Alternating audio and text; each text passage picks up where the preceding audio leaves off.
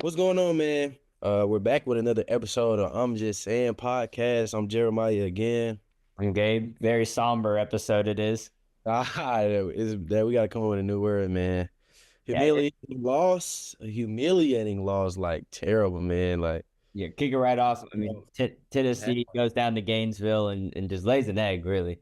yeah, I turned it off first half, ended up plugging my PlayStation up and just got on the game, man. That's Uh, what I always do whenever I get stressed out, and of course, like I don't hide the fact we're professionals on here, but I don't hide the fact that I'm a student. So I want the team to win, and I enjoy the boys. So whenever I have a team that I'm following or that I'm watching that I have like emotional investment in, but I want to like keep up with the game for like to be a journalist, to be like a reporter and stuff like that, I turn off the broadcast and I listen to the radio. Usually, if I don't see it, I can hear it. It sucks still, but if I hear it, that's what I do. So I'll turn it off and then I'll go on to the Vol Nation yeah, radio and I'll listen to it on the radio. I don't have to watch them do it. I heard every last miss, and that's what I did at half. I watched the first half and I was like, well, this is god awful. So then I listened to the radio and it wasn't much happening. yeah. I mean, got embarrassed in a swamp. Tennessee, second coverage game of the season, ended 73-43 loss. I think that was lowest points total for Barnes in his 10-year era, in the Coach Barnes era, and the shooting 21.4% from the field was the lowest in his era as well.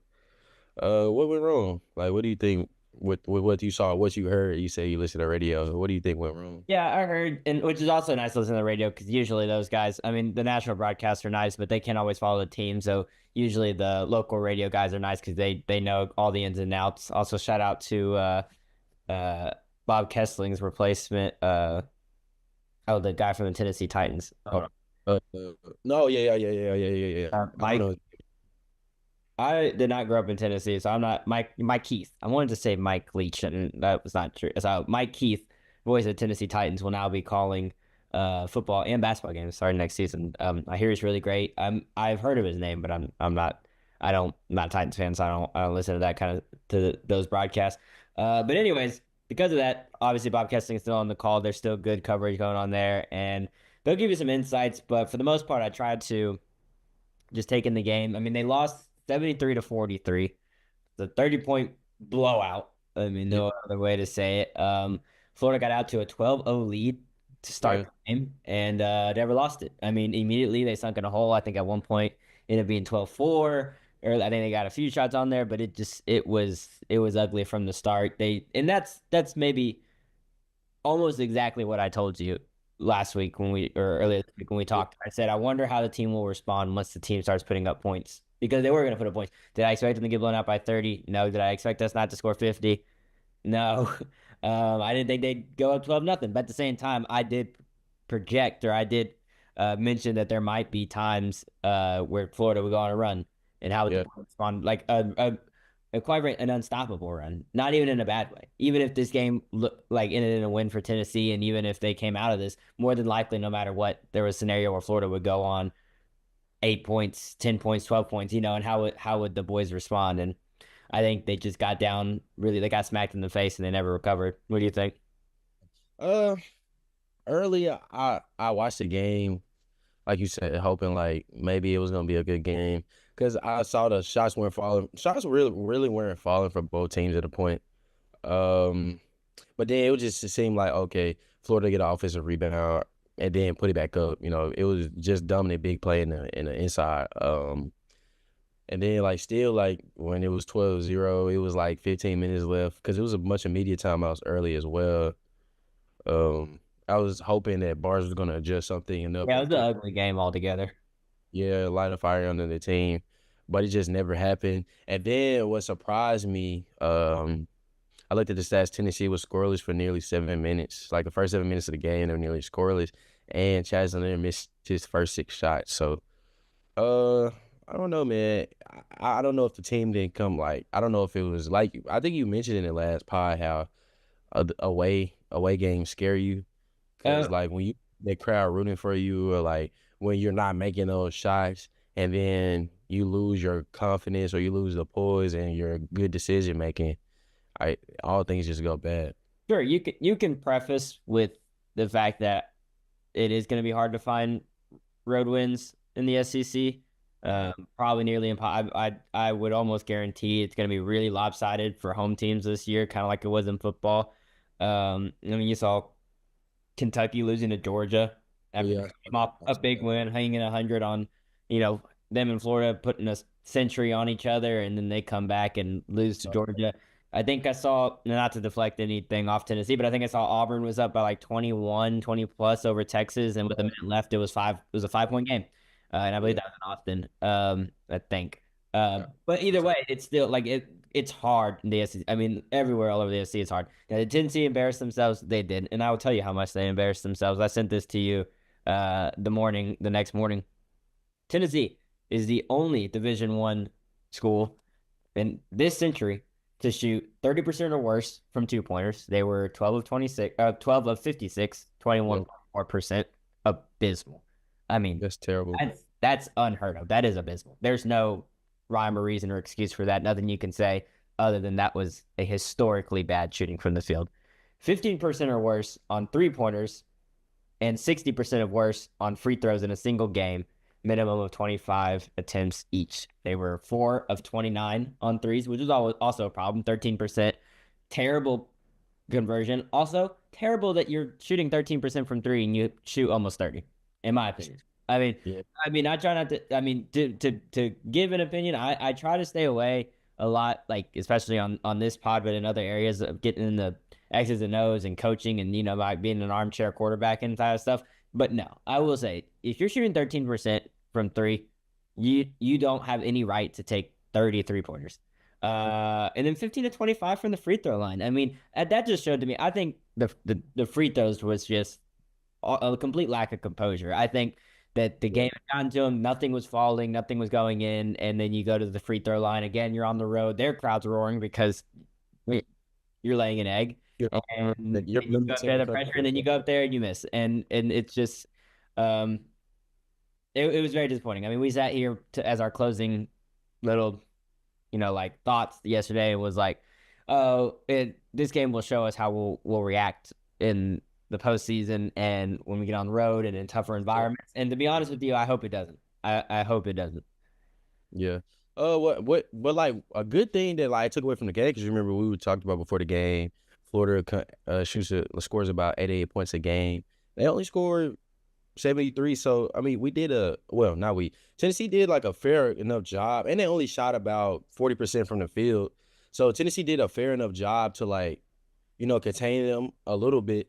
But what disappointed me about the game was the start. Clayton Jr. didn't even have a good game because he got into foul trouble early, got 2 quick fouls, and he didn't really do anything. But the two guards that prevailed was Elijah Martin, his duo. Elijah Martin had 18.6 rebounds and two steals starting, but they let a guy off the bench, score 16. And Aberdeen, I think the coach's name Ty, I don't remember. I think it's Ty Colden, something like that, something along those lines. He was saying how Aberdeen doesn't get that many minutes, but when he does, he gets the most minutes off the bench for perimeter players, and he showed up tonight. So obviously, I think Tennessee did a good job of taking away that number one option in Clayton Jr., but you can't. That doesn't mean you let up off of everybody else and let them get theirs too. And what really like another big takeaway for me was the read. Like Tennessee got punked as Arkansas Calipari said in Arkansas they got manhandled. They actually did get manhandled. I think the rebound deficit. Let me see. The rebound deficit was I can't even find it right now. Rebound deficit was 56 to 37, Yep. and like Unacceptable. I told you this that's last time you showed me in the yeah, rebounds. I'll show you who won the game. yeah, like you can't get dominated on the board. They let two guys combine for 27 rebounds. Alex Condon had 12 rebounds. He had five of them were offensive, and Tinyule, I don't really know. Tinyelu, I'm sorry if I pronounce your name wrong. He had 15 by himself. Uh, Igor had only had 7 total rebounds when he's a double digit guy. So I Yeah, don't they know. were missing. Yeah, but they shot 68.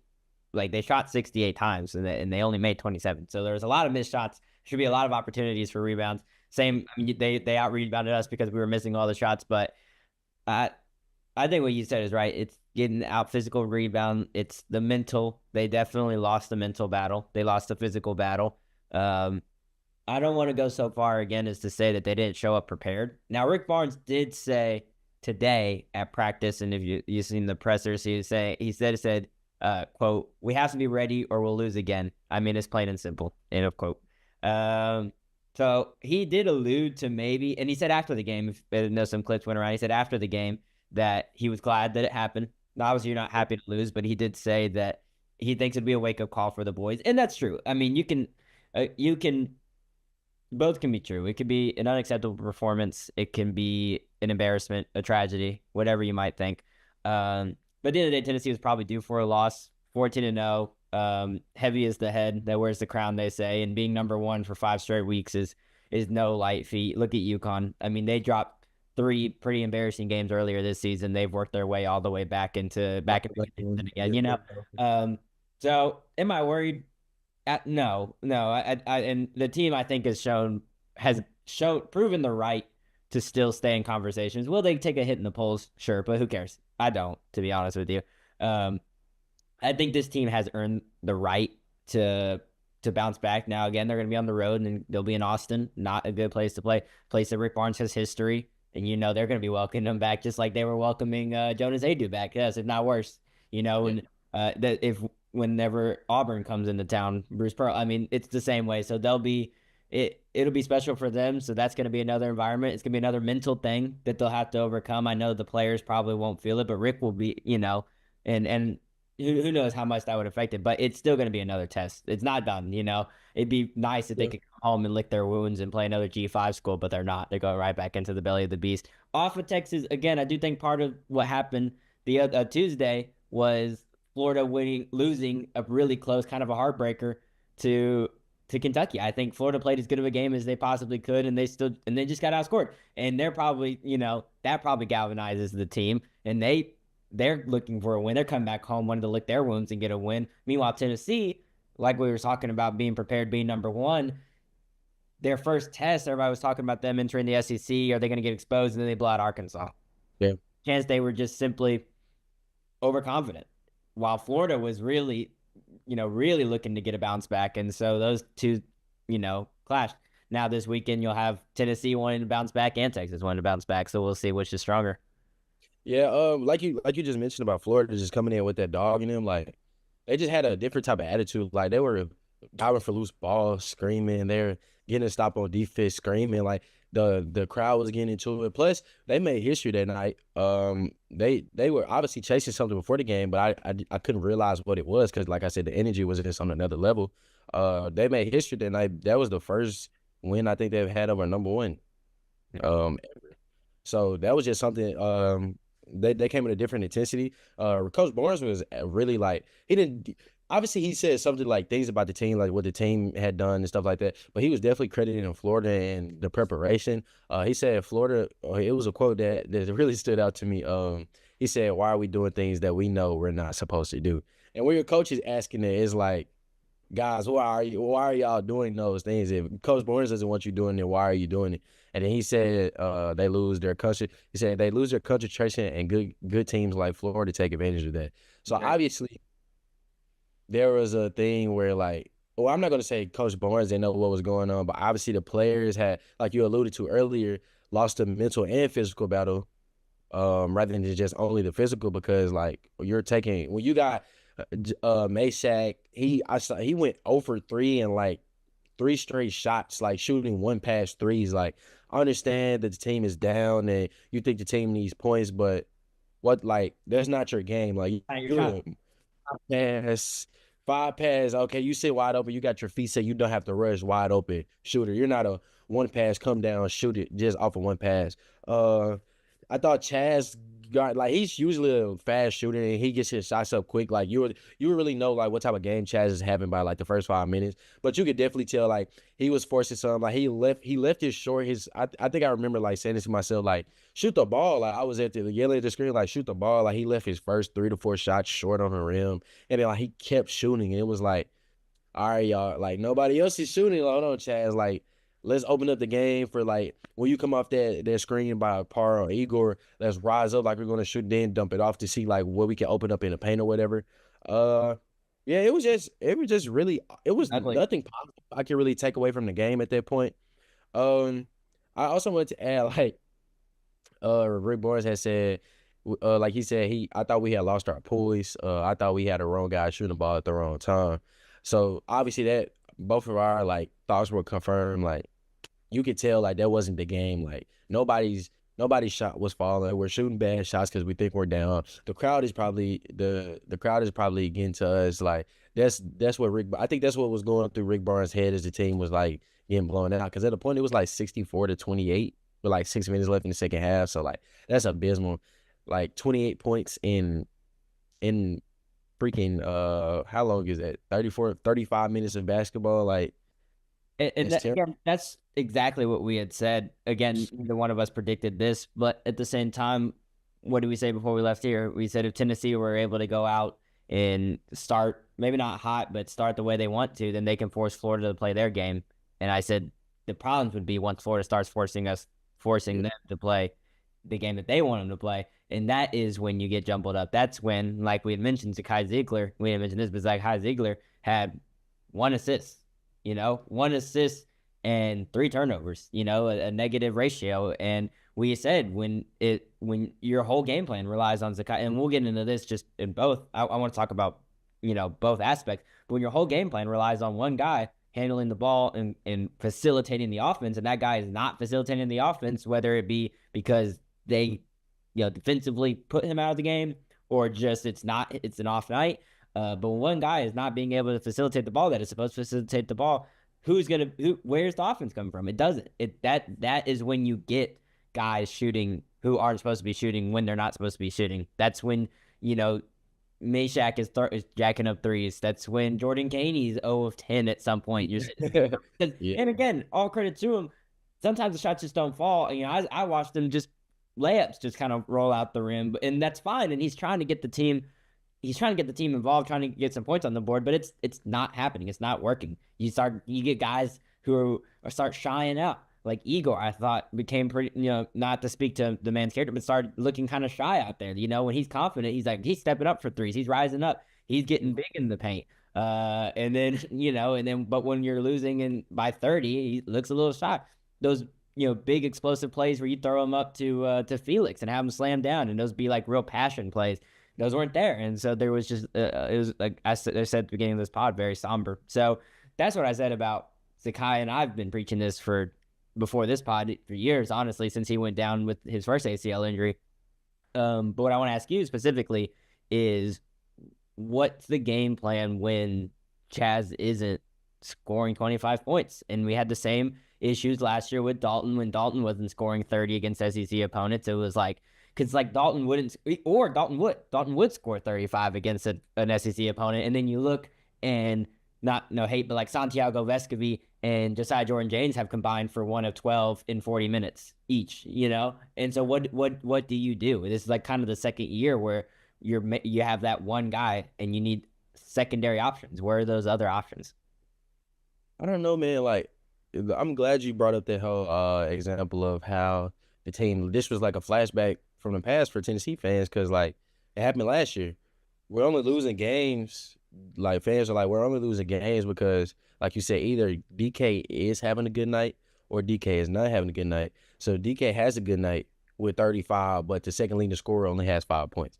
DK doesn't have a good night, but and the rest of the team is The like second you said, quarter has 5 points for still, the Cowboys for 2 for 11. Jamal Meshack is our leading scorer, like on random stuff like that. It definitely concerns me and piques my interest of what Coach Barnes is going to do. Like because this game is a game like Chaz had probably not to the stage because he was 3 for 16 overall and 1 for 9 from three, for only 10 points. But a game like that is going to happen, like because it happened to DK. Like you're not going to have as a scorer and a premier scorer, you're not going to have your perfect game where you come out the gates fire. You're 3 for 3, got 7 points early. Like that's not going to happen every game, especially in these games on the road where you're not used to these rims. Because you could tell, like when I don't know if you watched the game, but like when his shots was like rimming in and out, like it weren't like some of them were bad misses, but some of them were like looks he's hit 1,000 times in his career, looks he's hit 100 times, hundreds of times this season. It was just like, okay, they're not falling, but he's used to them falling. So I think that's another reason why he had those quick triggers and those early jump shots. But it does pique my interest, like I said, of what is Coach Barnes going to do when these things happen? Because obviously this is a problem, and it takes me back to the preseason pod of how Darren Stone had averaged 18-8. Are we going to ramp him up a little bit more Yep. now he's healthy? I thought the Uh, same thing. You brought are in we two. gonna You get brought in two guys. Gainey? Yeah, like, are we going to get Gainey in a little bit early so his shot can start falling? Does Meshack come off the bench some games? Do we get more sets for Igor? Like, those are questions like that. I know I'm thinking myself and Vol fans are thinking as well. Like, because something has to change. This can't. When the shots are not falling, you still have to be a good basketball team. I think that's a big thing for me. This Tennessee did not look like a number one team. They really didn't look like a top 25 team at all. Or top 10 They SEC. might have played the worst game in college basketball on Tuesday Yeah, night. it was All the teams that played, they it might was have the had the worst. worst performance. I think I looked it up because I wrote about it in my article. This is the worst loss by a number one team in Division One Yeah, history. the Birds lost by a number one team. It was the worst shooting split this century, regardless of seed, just D1, regardless of regardless of conference, just D1. The worst. I mean, no sugarcoating about it. No excuses. The offense, flat out unacceptable. There is no good thing to take away from it. There's no learning as far as other than don't do that again. Like Yeah, that's literally all nothing. you can. There's nothing you could take. Now defensively, I would argue there is some stuff to take away. I did think Jemai had a decent defensive performance. I thought the low paint was still guarded, pretty well the way that they usually have. I don't know the exact numbers for that, but it just listening to it, it did feel like it. And then, like I said, you held them under their season averages. They shot 39% from the field. That's not you did not do bad on defense. It's just when your offense is so historically bad. Yeah, Which again, also to add on top of that, I feel like you said, going back to what you said, losing the physical battle, like when you're getting out rebounded like that, and like obviously they're boxing you out, you're getting tired, they're bumping you. You're probably going to play good defense on the initial shot when it comes to in the paint, but that offensive rebound, you're going to be tired and you're going to get bumped and you're going to let easy layups get happen, or those reload threes that we talked about in the last pod that Tennessee is really good at, because I think it's the points in the paint differential was 40-14, and most of those were second chance points. yeah. Or Well, that was them losing the physical, the rebounding battle. Yeah, that like so most of them were fast break point because the fast break differential was 22-3. Yeah. So obviously you're chucking up bad threes or you're chucking up bad shots. They're getting the ball, throwing it out, layup, easy. Like that's just something you have to control the game. When Tennessee plays fast, that is not Tennessee's when Tennessee is at its best. Tennessee is all right, we got a pin down screen for Chaz. If he doesn't have a shot, you're gonna dump it all back to Igor. We're gonna make five passes before we shoot a ball. I think that's what Rick Barnes wants. And that's what Rick Morris has found successful this season. I agree. It's one of those things that doesn't really show well on the box score because I would say defensively in the half court, Yeah, the defense looked pretty good, pretty fine, like it has been all year. Transition was bad. Guys weren't getting in on transition. You're chucking up threes. It's allowing them to, somebody gets the rebound and throws it down, the court, touchdown pass, you're letting up offensive rebounds. They're getting it up largely unguarded. So that's where a lot of those points in the paint come from, and a lot of those points then just momentum plays really. When they were able to slow Florida down, not to which like I said earlier, let them slow them down, let them get in the half court. I thought defense looked fine, and that is the one thing I say that might be able to take to Texas that could be a silver lining. But I agree with you. There needs to be, and I mean they've been preaching this for years. I mean you're just kind of lucky, honestly. Like you may be blessed to have done it, but for Dalton and Chaz the last 2 years because I remember before that when we were freshmen and we were still, Tennessee has been a pretty decent team the past couple of years, but 3 years ago we had not number one nearly, but we were top 15 again, probably top 20 at least. A really good basketball team our freshman year, and I watched them beat Texas, in house by 10. I watched them, beat some pretty good, beat Alabama that year. That was ranked really high that year. They did some really good stuff. They're a really good team. That's when it was like, and Of course, the Kai went down, and then the tournament didn't go quite as to plan. But the team did really, really well, and yet I do remember plenty of times where we won a game and we scored like 24 at half. 20. I used to joke. I used to joke with the people I'd go, like my friends that I would go to school, that I would go to the games with. Like, I wonder if we score 30 this half. It didn't matter because we would hold them to 49. We'd hold every team under 50. But we would score 64. It just wouldn't be, it wasn't clean and it wasn't pretty. And it wasn't until Dalton came around that you started having some life on offense. But then when that didn't fall, rarely, then where do you turn to? Or again, when it did fall, because like in the end, he still scored like 40 in his last game. We still lost to Purdue because where's that other scoring come from? Yeah. This has been a bit of an issue with Rick Barnes for most of his tenure at Tennessee. It was an issue going all the way back to that 2019 team that was ranked number one at one point with Grant Williams and all those guys. There were times during that season where offense it's always offense. Defense, you never worry. Very, very, very rarely. You almost never hear somebody question the defense or the physicality of Rick Barnes teams. But and is that scheming? I don't know, because I can't really speak to that. I can't. I mean, I agree with you what you said, and I think you know it a little better about trying to find the passes, trying to find open mans, having other options. But they're gonna have to figure something out.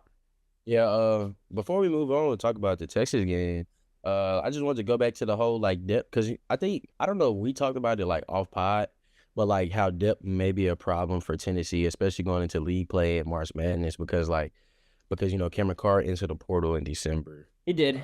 I Yeah, genuinely think that there was going to be a spot for him in yeah. the Yeah, I also think he would have played like good quality minutes.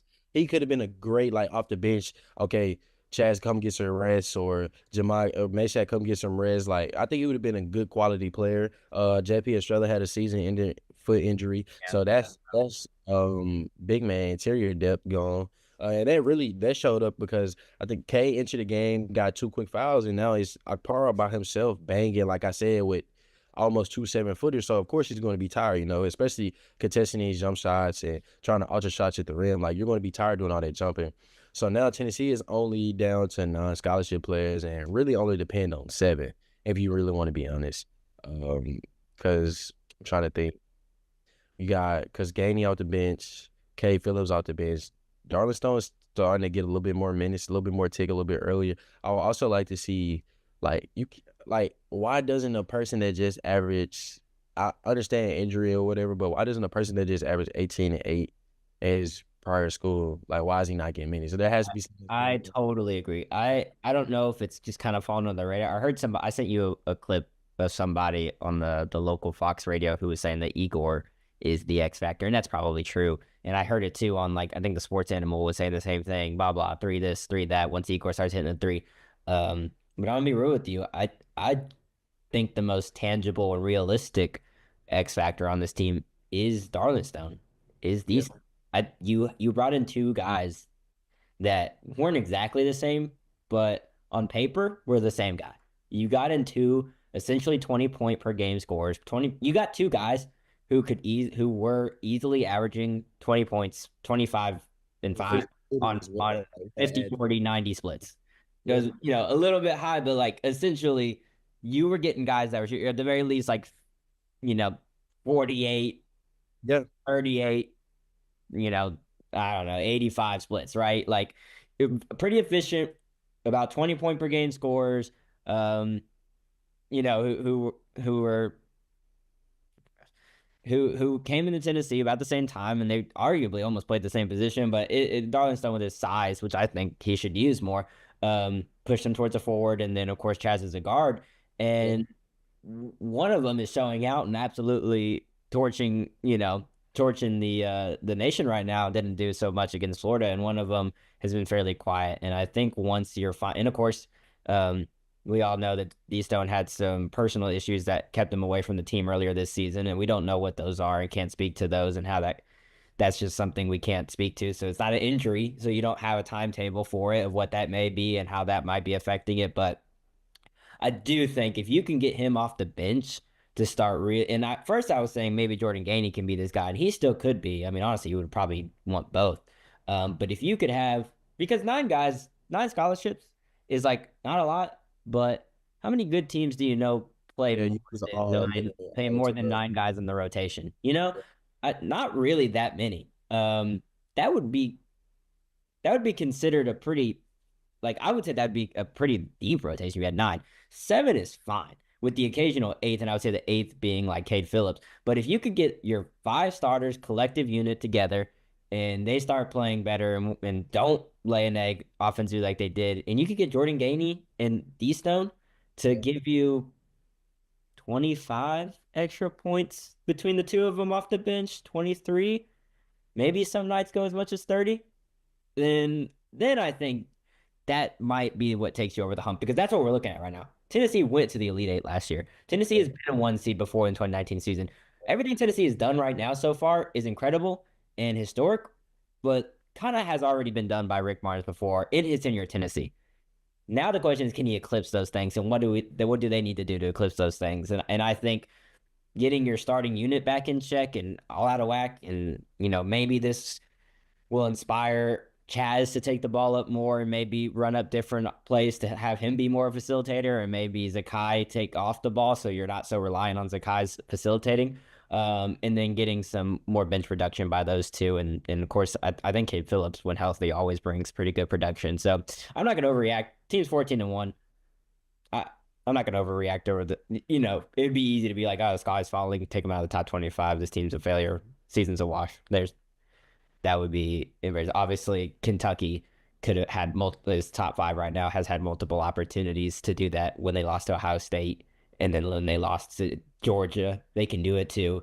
So I think it's easy for Vols fans to look at what we go through or what Vol Nation goes through, and just immediately get super negative and super But like, I mean, think about we just did this to Arkansas. You don't think Arkansas fans were feeling the exact same way? They still have a whole season left to play. So real quick though, I'd like to know your thoughts on Texas. The interest. Uh, First time we'll play them in conference play, even though we played them twice, not last year, but the 2 years before that. Or no, we played them.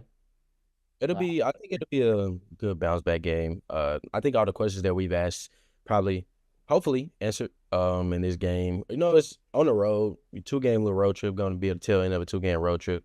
So hopefully the team comes out high first 5 minutes, we score about 10 points, 10, 12 points, shots are falling, 5 or 7 from field, 5 or 8 from the field. I don't want to see bad shots. Hopefully Rick Barnes is hopefully he's listening to us watching the pod somewhere like, yeah, maybe I should listen to these guys.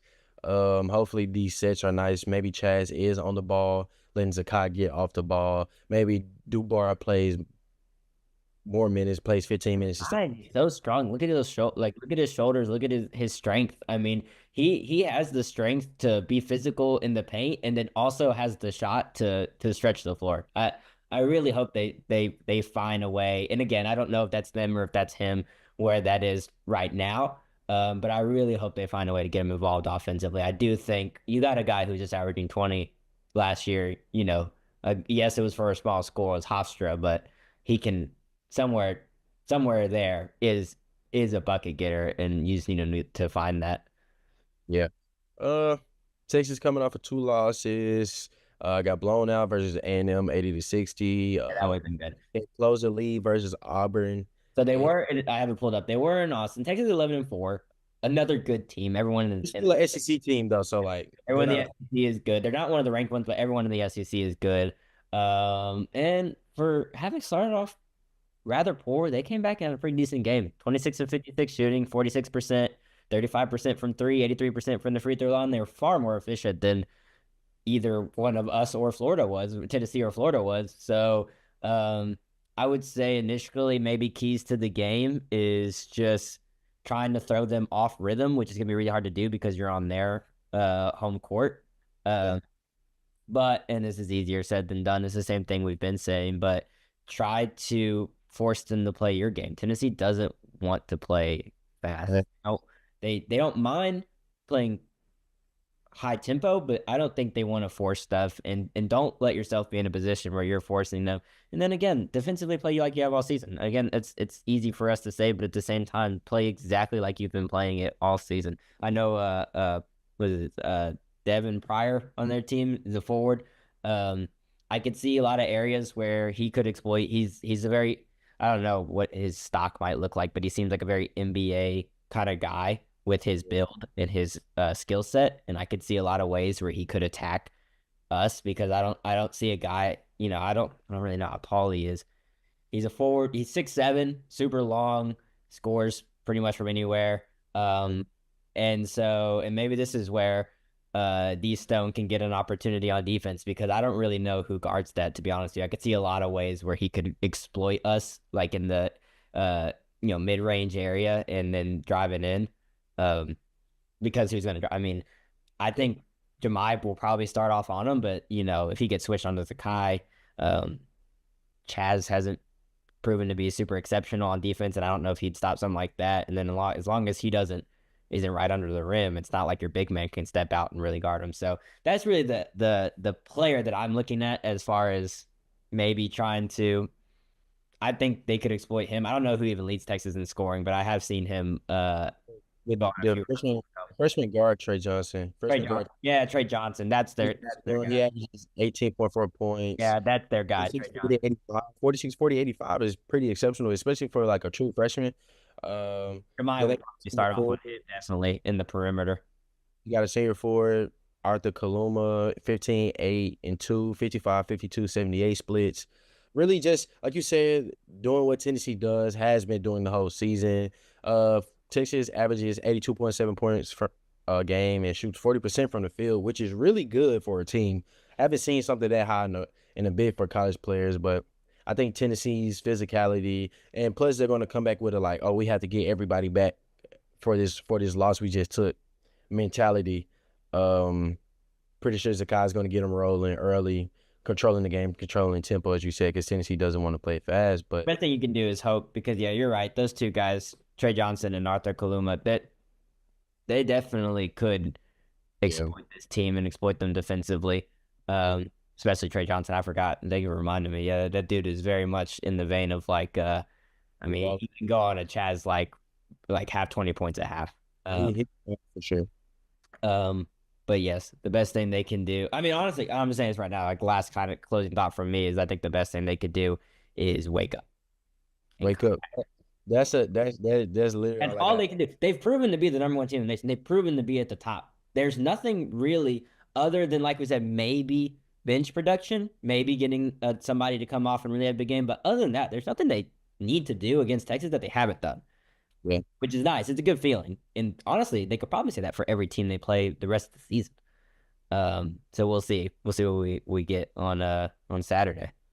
yeah, we'll see. Well, we'll be back either Saturday night or Sunday evening, whichever one. Whenever got to get back to school, get semester's about to start again. So we'll be back. I'm Jeremiah again. Okay, thanks for listening. I'm just saying. Peace.